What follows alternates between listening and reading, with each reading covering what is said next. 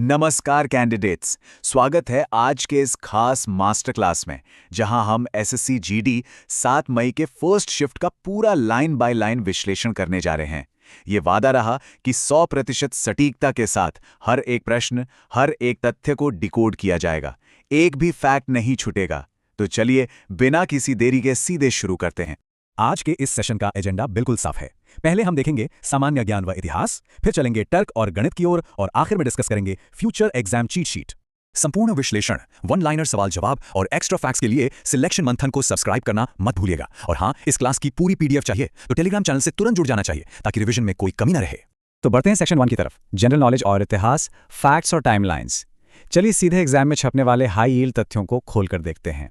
शुरुआत करते हैं भूगोल के इस क्लासिक सवाल से। स्वेज नहर किन दो प्रमुख जल निकायों को यानी वाटर बॉडीज को जोड़ती है? एग्जाम में ये कई बार पूछा जा चुका है। सोचिए इसका जवाब क्या होगा? इसका बिल्कुल सटीक जवाब है भूमध्य सागर और लाल सागर, यानी मेडिटेरेनियन सी और रेड सी। अब जरा इसके एक्स्ट्रा फैक्ट्स पर ध्यान दीजिएगा, ये बहुत जरूरी हैं। यह मिस्र में एक कृत्रिम नहर है जो अफ्रीका और एशिया को अलग करती है। इसका निर्माण 1859 में शुरू हुआ था और उद्घाटन हुआ 17 नवंबर 1869 को। लंबाई 193 किलोमीटर यानी करीब 120 मील। और सबसे बड़ी बात, ये यूरोप और एशिया के बीच का सबसे छोटा रूट है। इससे जहाज़ों को केप ऑफ गुड होप का वो लंबा चक्कर नहीं लगाना पड़ता। अब जरा इतिहास की तरफ चलते हैं। प्रश्न पूछा गया था, मुगल काल में सैनिकों का प्रमुख कर्तव्य क्या था? देखा जाए तो ये सवाल मुगल प्रशासन की काफी गहराई से पूछा गया है।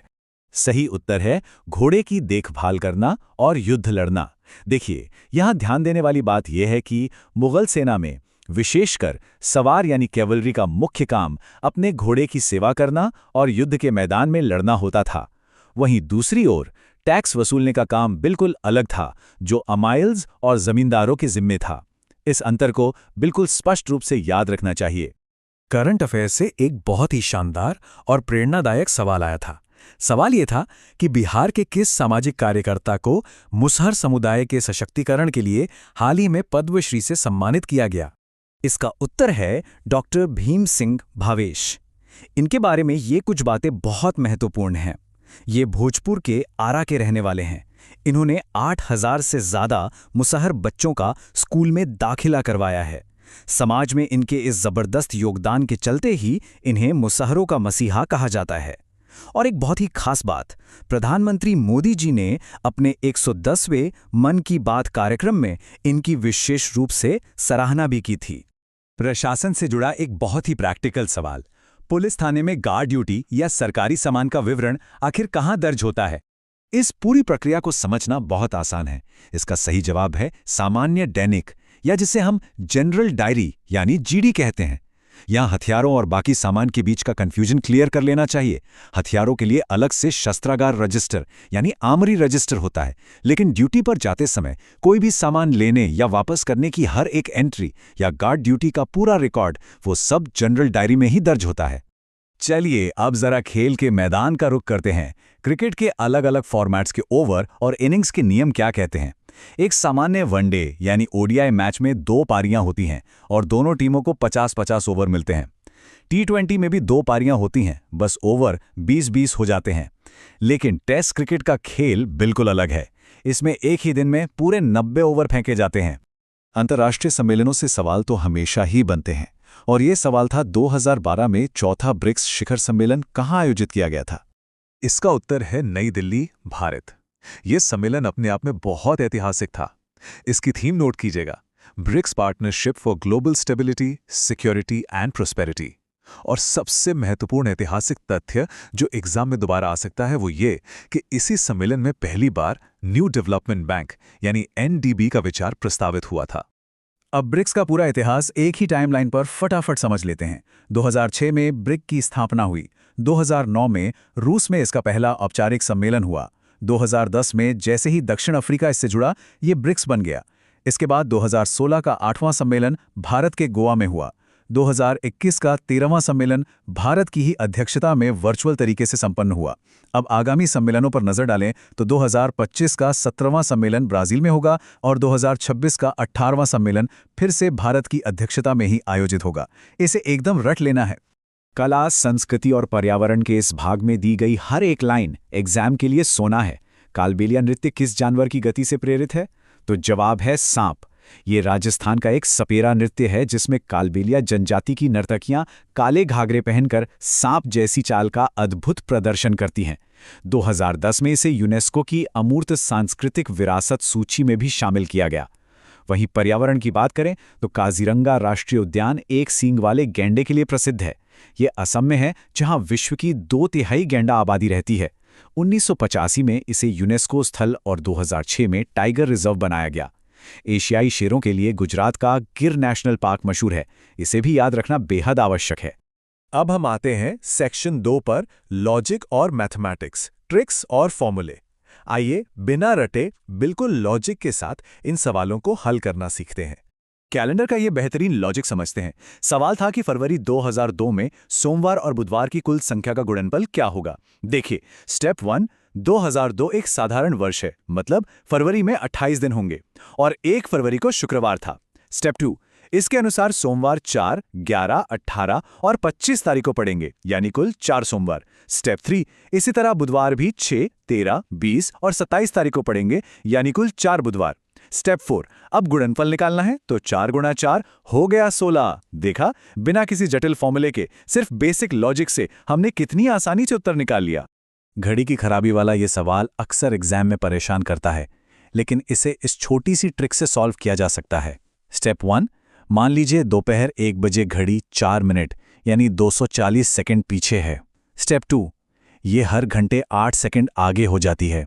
स्टेप 3, तो इस 240 सेकंड के फासले को कवर करने में कुल कितना समय लगेगा? सीधा सा हिसाब है, 240 को 8 से भाग दे दीजिए, यानी 30 घंटे। स्टेप 4, अब आज दोपहर 1 बजे में 30 घंटे जोड़ने होंगे। 24 घंटे बाद अगले दिन का दोपहर 1 बजेगा और उसमें बचे हुए 6 घंटे और जोड़ दें तो सही समय होगा अगले दिन शाम 7 बजे। बीजगणित और सरलीकरण के इन सीधे फॉर्मूलों को भी समझ लेते हैं। पहला, a + b का whole square minus a - b का होल स्क्वायर हमेशा 4ab के बराबर होता है। अगर a है 5 और b है 3 तो 4 गुणा 5 गुणा 3 हुआ 60। दूसरा, रैखिक समीकरण देखिए, a, b और c का योग 60 है और a + b 85 है, तो c का मान निकालने के लिए बस 60 में से 85 घटा देना है, उत्तर होगा -25। और सरलीकरण की वो ट्रिक याद है ना, 33 सही 1/2। जैसे सवालों में पूर्णांकों को अलग अलग जोड़ने पर 3699 बनता है और भिन्नों को अलग जोड़ने पर 1.5 बनता है। दोनों को मिला दें तो कुल उत्तर 3700.5 हो जाएगा। लाभ और हानि का ये समीकरण आधारित प्रश्न बहुत ही खास है।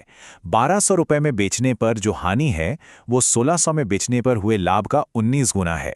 इसका समीकरण कुछ इस तरह बनेगा, CP - 1200 = 19 गुना ब्रैकेट में 1600 - CP। इसे हल करेंगे तो क्रय मूल्य यानी CP 1580 रुपये आ जाएगा और इसका 30% निकालने पर 474 रुपये उत्तर मिलेगा। अब जरा छूट का ये जादुई अनुपात समझते हैं। 100 पर 30% छूट यानी 70, फिर 70 पर 20% छूट यानी 14 घटेगा तो अंतिम मूल्य हो गया 56। 100 और 56 का अनुपात 4 से काटने पर सीधा 25:14 आता है। संख्या पद्धति और कार्य समय की ये कॉन्सेप्ट्स बहुत स्कोरिंग होते हैं। 3 समान सम संख्याओं का योग 24 है तो x होगा 8। उनका गुणनफल यानी 8 का क्यूब हो जाएगा 512। 72 की विभाज्यता जांचने के लिए बस ये देखना होता है कि वो संख्या 8 और 9 दोनों से कटनी चाहिए। और अंत में टाइम एंड वर्क का वो एवरग्रीन LCM मेथड। ए कार्य करता है 12 दिन में, बी 18 दिन में, दोनों का LCM यानी कुल कार्य हुआ 36 यूनिट, ए की क्षमता निकली 3, बी की क्षमता 2, दोनों मिलकर करेंगे तो 36 को 5 से भाग देने पे 7.5 दिनों में काम पूरा हो जाएगा। ये कॉन्सेप्ट तो एग्जाम हॉल में जाने से पहले पूरी तरह स्पष्ट होना ही चाहिए। अब आते हैं हमारे आखिरी और सबसे इंपॉर्टेंट सेक्शन पर, section 3, the future exam cheat sheet. ये गाइड आने वाले शिफ्ट्स के लिए एकदम गेम चेंजर साबित होने वाली है। इस चीट शीट के एक एक पॉइंट को ध्यान में रखना बहुत जरूरी है। पहला, यूनेस्को हेरिटेज साइट्स से लगातार प्रश्न बन रहे हैं। कालबेलिया और काजीरंगा पूछे जा चुके हैं तो बाकी साइट्स को अभी याद कर लेना चाहिए। दूसरा, ब्रिक्स का इतिहास पूछा गया है तो अब G20, सार्क और आसियान का इतिहास पढ़ना भी उतना ही महत्वपूर्ण है। गणित में प्रॉफिट लॉस के समीकरण और टाइम वर्क के LCM मेथड का ही दबदबा चल रहा है। रीजनिंग में कैलेंडर और क्लॉक के बेसिक लॉजिक बिना फॉर्मूले के क्लियर होने चाहिए। और अंत में बीजगणित के सीधे सूत्र आधारित प्रश्न हल करने की प्रैक्टिस मस्ट है। तो अंत में एक सीधा सा सवाल, क्या आगामी शिफ्ट में झंडे गाड़ने के लिए इन सभी कॉन्सेप्ट्स पर पूरी तरह से महारत हासिल कर ली गई है? अगर नहीं, तो इस विश्लेषण को दोबारा देखकर अपनी सफलता सुनिश्चित करें। मिलेंगे अगले सेशन में।